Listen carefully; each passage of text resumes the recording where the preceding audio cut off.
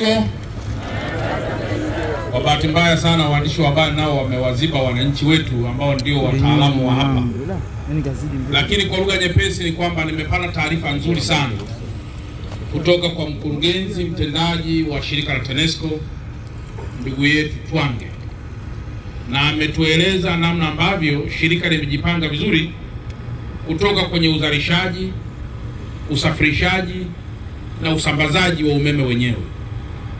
Na mimi kama mkuu wa mkoa, mimi ni mtu ambaye napokea zaidi malalamiko au napokea neno la shukrani kutoka kwa wananchi wale ambao mwishoni ndio wameingiziwa umeme.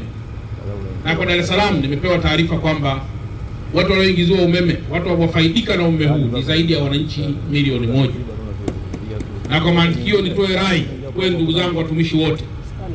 Jambo nililomsisitiza mkurugenzi mtendaji ni kwamba kuna mahusiano makubwa sana kati ya utulivu wa taifa na huduma ya umeme nchini.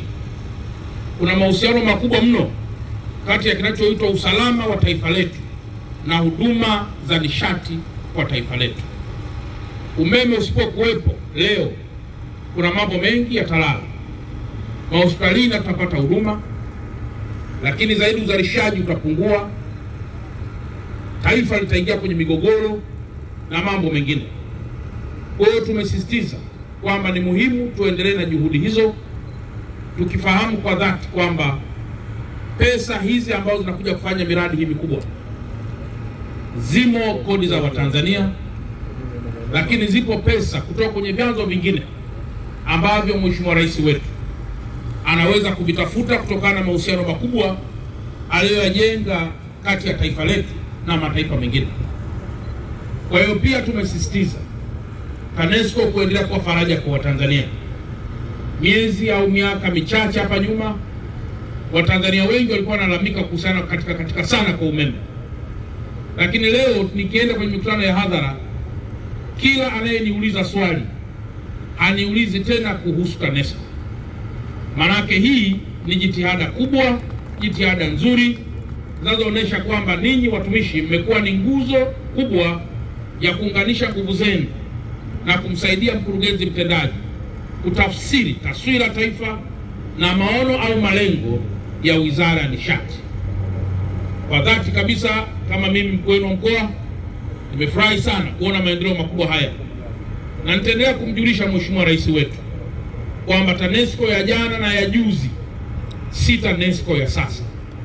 Kwa maana TANESCO ya sasa imeleta mabadiliko makubwa, mageuzi mengi, na Watanzania waendelee kuwa na imani na taifa lao, waendelee kuwa na imani na Mheshimiwa Rais.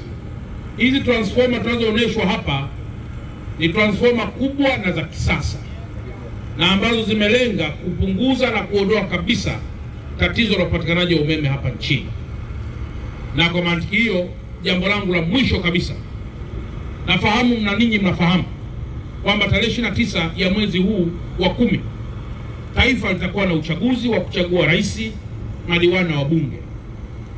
Wapo wenye nia njema watakao kwenda kupiga kura, na mimi niendelee kuwaasa nyote, jitokezeni kwenda kupiga kura. Kamchagueni kiongozi mnayempenda. Lakini wapo wachache ambao wanaendelea kutishia watu kwenye mitandao kwamba taifa hili litapoteza amani kwa siku hiyo.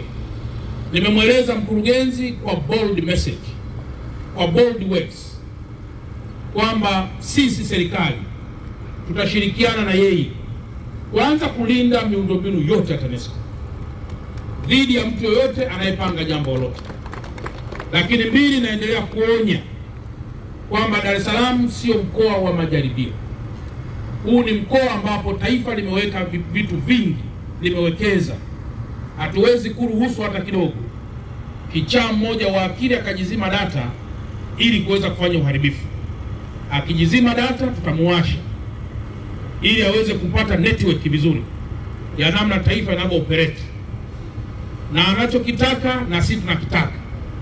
Kwa hiyo niendelee tu kuwapa confidence watumishi wote kwamba mkoa wenu upo salama pengine kuliko jana, na kukicha asubuhi upo salama zaidi kuliko leo. Kwa kila siku unazidi kujiimarisha kuwa salama zaidi. Baada ya kusema haya, nikushukuru sana mtendaji kwa TANESCO kwa kazi nzuri na bora ambazo mnaendelea kuzifanya kwa maslahi mpana ya Watanzania. Asanteni sana.